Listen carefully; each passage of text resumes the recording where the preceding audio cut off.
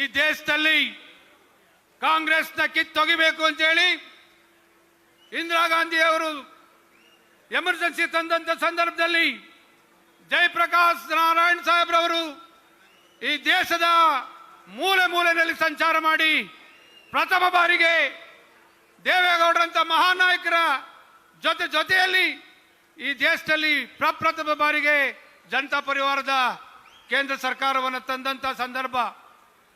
ಬಹುತೇಕ ದೇವೇಗೌಡಜಿಯವರು ಸೇರಿದ ಹಾಗೆ ಅನೇಕ ಈ ರಾಷ್ಟ್ರದ ಮುಖಂಡರುಗಳು ಇಂದಿರಾ ಗಾಂಧಿಯವರು ಅವತ್ತು ಜೈಲಲ್ಲಿ ಇರಿಸಿದ್ರು. ಅದನ್ನು ಧಿಕ್ಕರಿಸಿ ಈ ಪ್ರಜಾಪ್ರಭುತ್ವದ ವ್ಯವಸ್ಥೆಯಲ್ಲಿ ಜನರ ಆದೇಶವೇ ಅಂತಿಮ ಅಂತಕ್ಕಂಥದನ್ನ ಅವತ್ತೇನು ತೀರ್ಮಾನ ಮಾಡಿದ್ರು ಆ ನಿಟ್ಟಿನಲ್ಲಿ ಜನತಾ ಪಕ್ಷ ಸ್ವತಂತ್ರವಾಗಿ 1983ರಲ್ಲಿ ಅಧಿಕಾರಕ್ಕೆ ಬಂತು.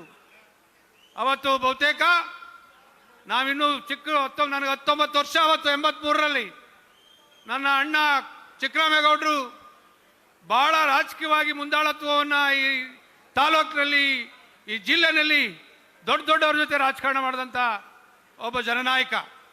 ಅವತ್ತು ನನ್ನ ಈ ಕ್ಷೇತ್ರದಲ್ಲಿ ಉತ್ತಮವಾದಂಥ ಶಾಸಕರನ್ನ ಆಯ್ಕೆ ಮಾಡಬೇಕು ಅಂತೇಳಿ ಅವ್ರ ಕಾರನ್ನ ನನ್ನನ್ನು ಡ್ರೈವ್ ಮಾಡ್ಕೊಂಡು ಹೋಗಿ ಕ್ಯಾಲ್ಪೇಟೆ ಎಸ್ಎಂಲಿಂಗಪ್ಪವ್ರನ್ನ ಕರ್ಕೊಂಡೋಗಿ ದೇವೇಗೌಡಜಿಯವರ ಹತ್ರ ಕೆಂಪೇಗೌಡರಿಗೆ ಪಾಂಡುಪುರ ವಿಧಾನಸಭಾ ಕ್ಷೇತ್ರಕ್ಕೆ ಕ್ಯಾಲ್ಪೇಟೆಗೆ ಕೃಷ್ಣ ಅವ್ರಿಗೆ ಟಿಕೆಟ್ ಅನ್ನು ತಂದಂತ ಕ್ಷಣ ನಮ್ಮ ಜೀವನದಲ್ಲಿ ಮರೀಲಿಕ್ಕೆ ಸಾಧ್ಯ ಇಲ್ಲ. ದೇವೇಗೌಡರ ಗಾಳಿ ಒಂದು ಕಡೆ, ರಾಮ ಲಕ್ಷ್ಮಣ ರೀತಿ ಇವತ್ತು ಈ ರಾಜ್ಯದಲ್ಲಿ ದೊಡ್ಡ ನಾಯಕರ ಜೊತೆ ದೇವೇಗೌಡರ ನಾಯಕತ್ವದಲ್ಲಿ ಏನು ಜನತಾ ಪಕ್ಷ ಅಧಿಕಾರಕ್ಕೆ ಬಂತು. ಆ ಬಂದ 2 ವರ್ಷದಲ್ಲಿ MP ಚುನಾವಣೆ ಬಂತು.